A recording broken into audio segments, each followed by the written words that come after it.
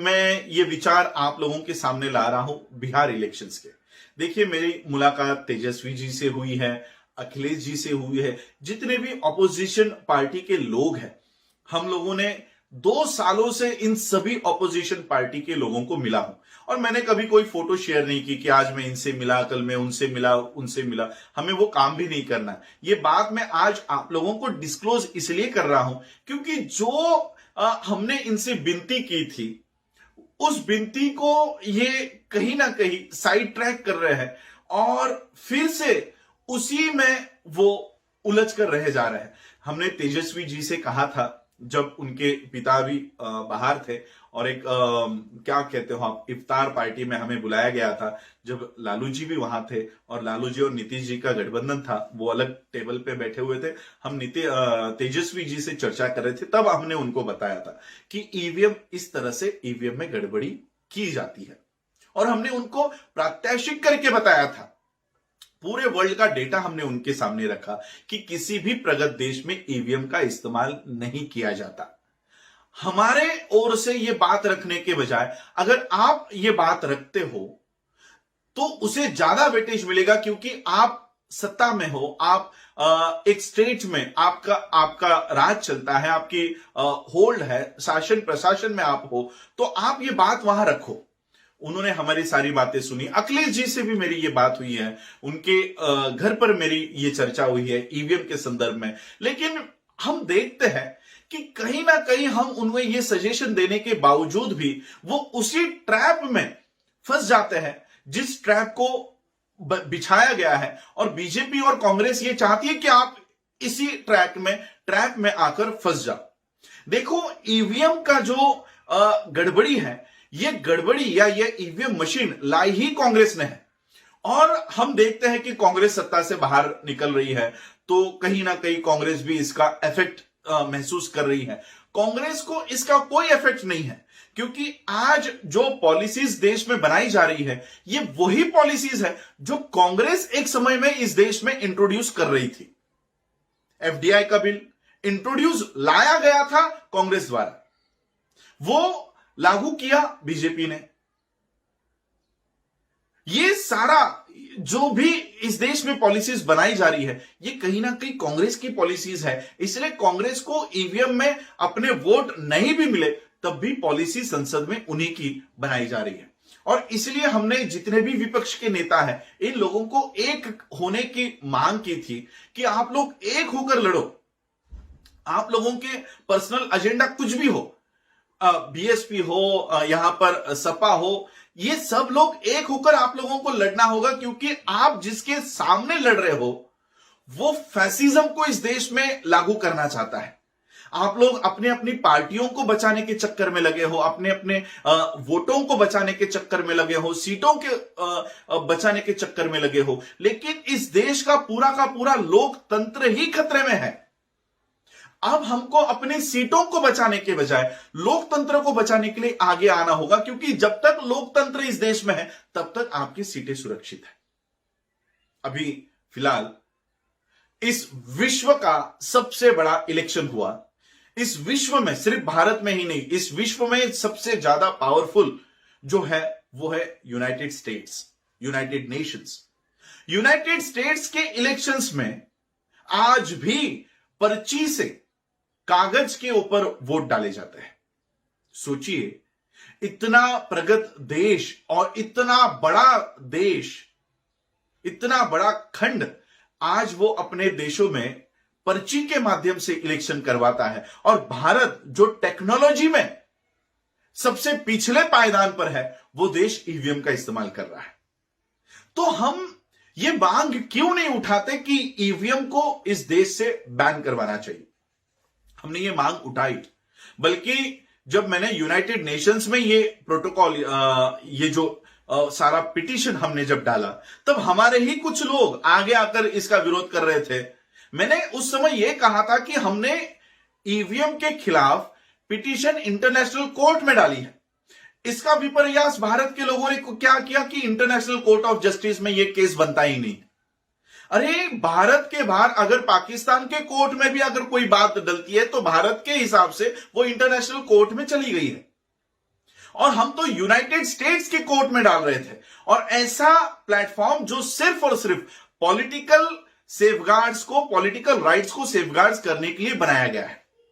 तो ऐसे प्लेटफॉर्म पर जब हमने ये पिटीशन डाली, 45 पेज की ये पिटीशन है, ये 45 पेज का ये एप्लीकेशन है, हमें वहां पर बताया गया था कि इंडिविजुअल एप्लीकेशन को वो नहीं लेते, इसलिए हमने गूगल ड्राइव पर ये एप्लीकेशन रखी और लोगों को बताया कि यहां से डाउनलोड करके अपना अपना नाम और एड्रेस भर के इस यूसीएचसीआर के ईमेल पर आप लोगों को भेजना है। लाखों लोगों ने उसे भेजा। हमें उसी समय ये गारंटी दी गई थी कि यूएनजीए यानी यूनाइटेड नेशन जनरल असेंबली 2020 में आपके एप्लीकेशन को टेबल पर रखा जाएगा। लेकिन कोरोना वायरस की वजह से यूएनजीए 2020 ये इस तरह से मोबाइल पर और टीवी पर लिया गया, एक एक के बाइट्स, अपने अपने बाइट्स वहां पर भेजे गए और इस तरह से यूएनजीए हुआ। पर्सनली आमने सामने किसी भी देश के प्रतिनिधि वहां पर यूएनजीए में शामिल नहीं हुए और ये जो पिटीशन है ये कहीं ना कहीं दब गया। ये कोरोना वायरस भी इसी षड्यंत्र का एक भाग है। लेकिन आज हम लोगों को फिर से एक उम्मीद मिली है। देखिए, आप लोगों को लगता होगा कि ट्रंप उस समय बैठा हुआ था तो हमको कैसे न्याय मिलता। मैं जिस प्लेटफॉर्म पर ये सारी बातें रखकर आया हूं, उस प्लेटफॉर्म ने ट्रंप को भी नहीं छोड़ा था। यूएससीआईआरएफ ने जब ट्रंप यहां पर जनवरी महीने में आए थे और फिर से जब वो अपने हेडक्वार्टर पे गए, यूनाइटेड स्टेट्स में गए, तब यूएससीआईआरएफ ने उन्हें भी फटकार लगाई थी कि भारत में रिलीजियस इस तरह से धार्मिक जब इनके ऊपर अत्याचार हो रहा है उसके ऊपर आपने एक भी शब्द क्यों नहीं कहा। तो ये ऐसा प्लेटफॉर्म है कि यूएस प्रेसिडेंट को भी नहीं छोड़ता। यहां से हमें उम्मीद थी, लेकिन ये कोरोना वायरस की वजह से हमारा ये पिटीशन कहीं ना कहीं गुम हो गया। तो कम से कम हम भारत के लोगों से और खास करके जितने भी ऑपोजिशन में बैठे हुए नॉन बीजेपी और नॉन कांग्रेस के लोगों से हम ये बात कर सकते हैं, ये उम्मीद कर सकते हैं कि ये मुद्दा आपको ये टॉप प्रायोरिटी में उठाना चाहिए। हेलीकॉप्टर आप लोगों ने उड़ाए हैं, इतने लाखों लोगों की भीड़ इकट्ठा किए, इतने लोगों तक आप लोगों ने अपना प्रचार किया, क्या हुआ रिजल्ट? फाइनल आउटपुट क्या है? करोड़ों रुपए आप लोग उसको जला रहे हो, करोड़ों लोगों की भावनाओं को दुखा रहे हो, उनकी ह्यूमन रिसोर्सेस को वेस्ट कर रहे हो, अपने समय को वेस्ट कर रहे हो, अपने एनर्जी को वेस्ट कर रहे हो। इतनी ताकत भी नहीं, इससे 1/4 भी ताकत आप ईवीएम को हटाने में अगर लगा देते हो तो आपके सच्चे प्रतिनिधि संसद में बैठ सकते हैं, असेंबलीज में बैठ सकते हैं। इतनी ताकत भी वेस्ट नहीं करनी है। एक हेलीकॉप्टर के राउंड को आपको 50 लाख रुपए देने पड़ते हैं 1 घंटे के लिए। 50 लाख से 1 करोड़ रुपए तक आप लोगों को सिर्फ हेलीकॉप्टर के उस चक्कर के लिए डालने पड़ते हैं। 50 लाख 1 करोड़ रुपए ये आधे घंटे के लिए डालने के बजाय यही रिसोर्सेस अगर उस ईवीएम को हटाने के लिए लगाते हो तो सही मायने में आप जो खर्चा कर रहे हो इलेक्शंस में वो काम में आएगा। वरना कितना भी खर्चा कर लो, अब यूपी के इलेक्शंस आएंगे, अब वेस्ट बंगाल के इलेक्शंस आएंगे और फिर से आप लोग लग जाओगे, काम पर लग जाओगे। एक भी नॉमिनेशन तब तक फाइल मत करो जब तक ईवीएम इस देश में है। बीएसपी के हेड को मैं बताना चाहूंगा, सपा के हेड को बताना चाहूंगा, वहां पर तृणमूल कांग्रेस के हेड को बताना चाहूंगा कि अगर सही में आप इस देश के लोकतंत्र को बचाना चाहते हो तो एक भी फाइल नॉमिनेशन नहीं होना चाहिए। और नॉमिनेशन फाइल करके मतलब क्या है? आपके लोग तो चुनकर आने नहीं दिए जाएंगे। जब आपके लोग चुनकर आने ही नहीं वाले हैं तो नॉमिनेशन क्यों फाइल करना है? कम से कम आप ये बात बता सकते हो कि जब तक ईवीएम है हम एक भी कैंडिडेट, और ये कौन कह रहा है? छोटी मोटी पार्टियां नहीं, इस देश की ऑपोजिशन की पार्टियां ये कह रही है कि हम एक भी फाइल नॉमिनेशन फाइल नहीं करेंगे, एक भी उम्मीदवार का पर्चा नहीं भरेंगे। जब ये मूवमेंट देश में शुरू हो जाएगी, ईवीएम साल भर में ही इस देश से निकल जाएगी। आपको लगता है इलेक्शन कमीशन ऑफ इंडिया निष्पक्ष है? शायद मेरे ये वीडियो से फिर से मुझे धमकी ना आ जाए कि आपका वीडियो, आपका फेसबुक डिलीट कर दिया जाएगा। होने दो। क्या इलेक्शन कमीशन ऑफ इंडिया आपको लगता है निष्पक्ष है? क्या बिहार में जिस कलेक्टर के माध्यम से ये इलेक्शंस कंडक्ट करवाई जा रही थी, क्या आपको लगता है वो कलेक्टर निष्पक्ष है? मुझे पूछो, कलेक्टर कैसे काम कर रहे थे? गाजियाबाद में बौद्ध धर्म की दीक्षा होने के बाद कलेक्टर उन बौद्ध दीक्षार्थियों को उनके पैर पकड़ के कह रहा है कि आप हिंदू धर्म में वापस आ जाओ। क्या ये कलेक्टर का काम है? तो हमें पता है ये कलेक्टर क्या काम करते हैं और कैसे काम कर रहे हैं। किनके ऊपर विश्वास रख रहे हो आप? Election commission of India, collectors, courts, क्या ये आपको न्याय देंगे? ये कोई पर्सनल मुद्दा नहीं है कि ये बीएसपी का मुद्दा है तो सपा ने उठाना नहीं चाहिए। कांग्रेस इस मुद्दे को नहीं उठाएगी, बीजेपी इस मुद्दे को नहीं उठाएगी, और बीजेपी के जो मित्र पक्ष है वो भी नहीं उठाएंगे। जो लोग इससे अफेक्टेड है, तेजस्वी ने आगे आकर इस मुद्दे को उठाना चाहिए, अखिलेश जी ने आगे आकर इस मुद्दे को उठाना चाहिए, मायावती जी ने इस मुद्दे को उठाना चाहिए, इवन ममता बनर्जी से भी मैं अपील करूंगा। और मैं इन लोगों से मिल रहा हूं, ऑलरेडी मैं तेजस्वी जी से, अखिलेश जी से इस मुद्दे के ऊपर मिला हूं। लेकिन फिर वही होता है कि हम एक्सेप्ट कर लेते हैं कि हां ये गड़बड़ी तो हुई है, और फिर वही उसी मार्ग पर चलते हैं जिसमें हम फंसने वाले हैं। अरे इतना रिसोर्सेस, आपके पार्टी का फंड, बीजेपी को तो प्रधानमंत्री जो योजना चल रहा है उससे फंड दे रहे हैं, आपकी पार्टियों को फंड कहां से आएगा? ये जो गरीब लोग हैं वही तो आपको फंड देते हैं, 10-10 रुपया, 50-50, 100-100 रुपया देकर फंड देते हैं। आपको फंड कहां से आएगा? क्या आपके लोग सत्ता में बैठे हैं? तो आप अपनी तिजोरियां खाली कर रहे हो। जब आपका फंड ही खत्म हो जाएगा, गाड़ी में पेट्रोल ही नहीं होगा, तो गाड़ी आगे खिसकेगी नहीं, गाड़ी आगे चलेगी नहीं, एक जगह पर ठप हो जाएगी। कुछ सालों में आपकी सारी पार्टियां ठप हो जाएंगी। आप अपने घरों से, हेडक्वार्टर से बाहर नहीं आ सकते हो। आपके फंड्स के ऊपर ताला लग जाएगा, और जिनके पास फंड है उनके ऊपर सीबीआई बैठ जाएगी, उनके ऊपर ईडी बैठ जाएगा। तब क्या करोगे? आगे चलकर घरों में ही कैद होने के बजाय, अपने अपने हेडक्वार्टर में ही कैद होने के बजाय, आज अगर प्रॉपर तरीके से आंदोलन करते हो तो ही अपनी पार्टियों को आप बचा सकते हो। और जितने भी ये पार्टियां हैं, ये सारी बहुजनों की है जो खतरे में है। ब्राह्मणों के पार्टियों से बीजेपी को और कांग्रेस को कोई डर नहीं है। हम नहीं आते तो आप आ जाओ। पॉलिसी हमारी होनी चाहिए, पॉलिसी ब्राह्मणवाद की होनी चाहिए, पॉलिसी महिलाओं के विरोध में होनी चाहिए, विद्यार्थियों के विरोध में होनी चाहिए, किसानों के विरोध में होनी चाहिए, कर्मचारियों के विरोध में होनी चाहिए। इस देश के 85% लोगों के विरोध में अगर कोई भी पार्टी पॉलिसी बनाती है तो वो उनके समर्थन में खड़े हैं। बीजेपी के लोग खड़े हैं, कांग्रेस के लोग खड़े हैं। और इसलिए मैं आप लोगों से यही विनती करना चाहता हूं। पर्सनली मैं फिर से सबसे यही कहूंगा, मिलने चाहूंगा कि ये आंदोलन उठाओ। ईवीएम जब तक भारत में है, क्योंकि देखो इन लोगों ने हमें भारत में कैद करके रखा हुआ है। मैं खुद द नेदरलैंड्स जाना चाह रहा हूं, लेकिन यहां से मुझे द नेदरलैंड्स जाने के लिए परमिशन नहीं मिल रही।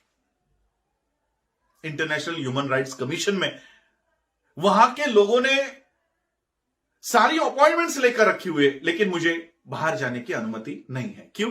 क्योंकि इंटरनेशनल एयरलाइंस बंद है, और अगर अप्रूवल नहीं है आपको कि आप किस वजह से जाना चाहते हो, और जब तक इंडियन एविएशन मिनिस्टर मुझे वो अथॉरिटी नहीं देता, परमिशन नहीं देता, मैं नहीं जा सकता। नहीं जा सकता। कौन सी योजना चलाई है? वंदे भारतम, यानी बाहर भी लोग जो अटके हुए हैं, इस वंदे भारतम मूवमेंट के माध्यम से ही वो लाए जा सकते हैं, और इस मूवमेंट के वजह से ही वो बाहर भेजे जा सकते हैं। तो मैं तो इनके मूवमेंट में बैठता नहीं हूं। मैं क्यों द नेदरलैंड्स जाना चाहता हूं? तो इंटरनेशनल ह्यूमन राइट्स कमीशन में बीजेपी के और आरएसएस की कंप्लेंट करने जाना चाहता हूं। इसकी वजह से क्या मुझे परमिशन मिलेगी? नहीं मिलेगी। तो भारत के बाहर हमारे सारे दरवाजे इन्होंने बंद कर दिए हैं। अब भारत के अंदर बैठकर ही हमें लड़ाई लड़नी होगी, कानूनी तौर से, डेमोक्रेटिक वे से, और संविधान के माध्यम से। हमारा फंडामेंटल राइट है, वोट करना हमारा फंडामेंटल राइट है, और ईवीएम मशीन हमारा फंडामेंटल राइट चुराता है। हमारा वोट किसे गया यह हमें बताता नहीं है। पर्ची सुप्रीम कोर्ट ने 2018 में ही 2018 में नहीं 2013 में ही यह जजमेंट दे दिया था कि ईवीएम मशीन में पर्ची लगाई जाएगी और उसकी गिनती होगी। पर्ची तो लगा रहे हैं, गिनती कहां कर रहे हैं? तो सुप्रीम कोर्ट के भी इस आदेश का उल्लंघन हो रहा है, तो क्यों ना देश के लोग सुप्रीम कोर्ट के आदेश को फॉलो किया जाए, इसके लिए रास्तों पर आए। हम कोई गैर कानूनी मांग नहीं कर रहे, हम वही मांग कर रहे हैं जो गाइडलाइन बन चुकी है। हम सिर्फ गाइडलाइन के ऊपर उंगली रखना चाहते हैं कि यह गाइडलाइन है, इसे फॉलो क्यों नहीं करता कलेक्टर? इस गाइडलाइन को इलेक्शन कमीशन ऑफ इंडिया क्यों फॉलो नहीं कर रहा? हम कोई नई मांग नहीं करना चाहते। और अगर तुम इस गाइडलाइन को फॉलो नहीं करते, सारे के सारे ऑपोजिशन पार्टियों ने इलेक्शन प्रक्रिया पर बहिष्कार डाल दो। इलेक्शन प्रक्रिया पर जब तक बहिष्कार नहीं डालोगे, ऐसे ही इलेक्शन में खड़े रहोगे, ऐसे ही खर्चा करोगे, ऐसे ही लोगों को खड़ा करके उनका प्रचार करोगे, हेलीकॉप्टर लाओगे, धूल मिट्टी उड़वाओगे और रिजल्ट जीरो। और जीरो भी नहीं, ऐसी हालत आप लोगों की कर देंगे कि संसद में, असेंबलीज में होने के बावजूद भी आप लोगों का कोई मोल नहीं होगा। आप लोगों को आवाज उठाने की ऑथोरिटी नहीं होगी, आप लोगों के विचारों का कोई वहां पर संज्ञान नहीं लिया जाएगा। कम से कम जीरो होकर असेंबली के बाहर तो हम लोग आंदोलन कर सकते थे, यहां पर तो आपको असेंबली के अंदर बिठाकर आपको नपुंसक बनाने की योजना है। अंदर बिठाकर कुछ बोलने नहीं देंगे। तो ऐसे एमएलए भेजकर भी आप क्या पाने वाले हो, क्या हासिल करने वाले हो? मेरी फिर से आप लोगों से विनती है, जितने भी नेशनल लेवल पर ऑपोजिशन पार्टियां हैं, आज चाहे महाराष्ट्र में शिवसेना हो, राष्ट्रवादी हो, चाहे वो देश भर की पार्टियां हो, बीएसपी हो, सपा हो, इनके अलग अलग स्टेट्स में इनका प्रेजेंस है। ये अलग अलग स्टेट्स में इनके शाखाएं हैं, इनके कैंडिडेट्स खड़े होते हैं। नेशनल लेवल की पार्टियों ने अगर ये बयान जारी कर दिया कि जब तक ईवीएम है, चलो ईवीएम है आप मानते हो, तो ईवीएम के साथ पर्ची की गिनती जब तक नहीं होती, दो ऑप्शंस है, एक तो पर्ची की गिनती करवाओ, अगर पर्ची की गिनती नहीं कर रहे हो तो फिर ईवीएम हटाकर सिर्फ पर्ची के ऊपर ही ये वोटिंग सिस्टम लागू किया जाए। इलेक्शन कमीशन कहता है, कलेक्टर कहता है कि पर्ची गिनती में समय लग जाता है। अरे आपको सही निर्णय चाहिए या जल्दी निर्णय चाहिए? जल्दी निर्णय के बदले में हम सही निर्णय को ठुकरा रहे हैं। इसलिए हमें जल्दी निर्णय नहीं चाहिए, सही निर्णय चाहिए। इसलिए पर्ची की गिनती करने की मांग उठानी होगी। अगर यह मांग नहीं उठाते हो तो पूरी की पूरी ईवीएम ही बर्खास्त हो और ईवीएम से इस देश में वोटिंग ना हो, यह मांग नेशनल लेवल पर उठनी चाहिए। जब ये मांग पार्टियों की ओर से उठेंगी, जब ये मांग, देखो आप लोग जैसे ही ये बयान दोगे या जैसे ही ईवीएम के अगेंस्ट में बात करोगे, ये मीडिया आपका नहीं है। मीडिया आप लोगों को मूर्ख बताएगा, मीडिया आप लोगों को कहेगा कि आप लोग अब हार गए हो, इसलिए आप ईवीएम के खिलाफ बोल रहे हो। तो उसी मीडिया को कहो कि हम तो वही बात कह रहे हैं जो इस देश की गाइडलाइंस बना दी गई है कि ईवीएम के साथ जो पर्ची लगी है, जो पेपर ट्रेल लगा हुआ है, उसकी गिनती क्यों नहीं कर रहे हो? यूएस में 5 दिन लगातार 24 आवर्स काउंटिंग चल रही थी, तो क्या आप यूनाइटेड स्टेट्स से भी बड़ा देश हो? क्या भारत यूनाइटेड स्टेट्स से भी बड़ा है? और क्या सभी स्टेट्स में एट ए टाइम इलेक्शंस होती है? बिहार में 243 सीट्स पर क्या हम 24 आवर्स में क्या काउंटिंग नहीं कर सकते पर्चियों की? तो हमें इस तरह से इंटेलेक्चुअल मांग करनी है। सिर्फ भावनिक आधार पर आंदोलन करने के बजाय वैचारिक आंदोलन इस देश में खड़ा करो। हर एक नागरिक आप लोगों का साथ देगा, हम आप लोगों के साथ है। और ये मांग, क्योंकि जब तक ईवीएम है आप लोगों की सत्ता नहीं आएगी, कितनी भी कोशिश कर लो। और जाते जाते मैं थोड़ी सी उम्मीद आप लोगों से करना चाहता हूं कि आप लोगों में जितना भी ईगो है, जितना भी जो भी आप लोगों की पर्सनल क्लैशेस होंगे, वो हम बाद में सॉल्व कर लेंगे, हम बाद में सॉल्व कर लेंगे। लेकिन आज अगर आप इस देश के लोकतंत्र को बचाने में अगर नाकामयाब हो गए, तब आपका ये ईगो तो कहीं रहेगा नहीं, बल्कि आपकी वो पार्टियां भी नहीं रहेगी, सिर्फ अपने छोटे से ईगो की वजह से। इस देश का, चाहे वो बीएसपी हो, सपा हो, मुस्लिम हो, शेड्यूल कास्ट के लोग हो, हमको एक होकर लड़ना होगा। इस देश का हिंदू, जिसे हम एससी, एसटी, ओबीसी कहते हैं, आज ये भी सताए जा रहे हैं। इनको भी महाराष्ट्र में देखो, आज हिंदू महाराष्ट्र में रास्तों के ऊपर है। क्यों? क्योंकि उनकी हालत इतनी खराब कर दी गई है कि 70 सालों के बाद जो इस देश के हुक्मरान हुआ करते थे, आज वो आरक्षण मांगने के लिए रास्तों पर आ गए हैं। इस देश में ब्राह्मणी व्यवस्था ने इस देश के एससी, एसटी, ओबीसी, मराठाओं को भी मांगने वालों के कतार में लाकर खड़ा कर दिया है। इसलिए अपने अपने ईगो साइड में रखकर हम लोगों को एक होकर, ये कोई पॉलिटिक्स अब रहा नहीं है। हमें अपने अपने राजनीतिक पार्टी को मजबूत करने की यह लड़ाई नहीं रही है। अपनी पार्टी कब मजबूत होगी? जब इस देश का लोकतंत्र मजबूत होगा। जब लोकतंत्र ही नहीं होगा तो आपकी पार्टी कहां होगी? पार्टी बनाने का अधिकार आपको लोकतंत्र देता है। इसलिए हर पार्टी की यह जिम्मेदारी होगी, और मेरे ख्याल से जब पार्टी का आप गठन करते हो तो पहले ही पन्ने पर आप ये शपथ लिखकर देते हो कि हम इस देश के लोकतंत्र को मजबूत बनाने की शपथ खाते हैं। तो कहां गई आपकी ये शपथ? कहां गया आपका ये जो आप डिक्लेरेशन देते हो, कहां गया ये जज्बा? और इसलिए आपके पार्टियों को मजबूत करने के लिए इस देश का आपको लोकतंत्र मजबूत करना होगा। यही अपील मैं आज करना चाहता हूं। बिहार के इलेक्शंस में जो हुआ वही उत्तर प्रदेश के इलेक्शंस में होगा, और वही वेस्ट बंगाल के इलेक्शंस में होगा। आप लोग देखिए, सारे मशीन्स को मैनेज करने की जरूरत नहीं है, सारे पोलिंग बूथ के ऊपर गड़बड़ी करने की जरूरत नहीं है।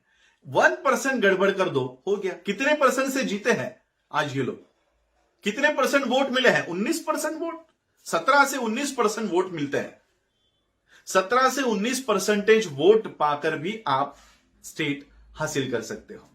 तो इन्हें सारे पोलिंग बूथ पर मैनेज करने की कोई जरूरत नहीं है। इसलिए ये बात समझो, और सभी ऑपोजिशन पार्टी के नॉन फैसिस्ट जो लोग हैं, सब एक होकर ये लड़ाई लड़ो। पूरा देश आप लोगों के पीछे डट कर खड़ा है। जय भीम, नमो बुद्धाय।